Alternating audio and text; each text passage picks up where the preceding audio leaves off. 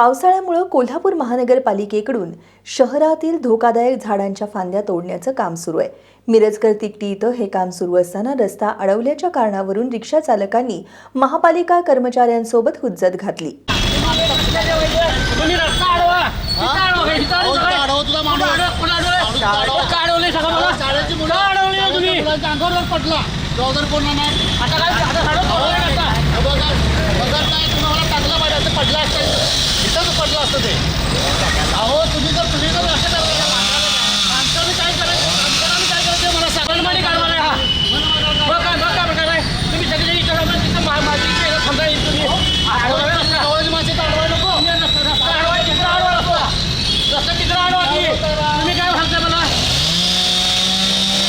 चालकांनी कर्मचाऱ्यांशी हुज्जत घालताच रिक्षा तशीच पुढे नेली।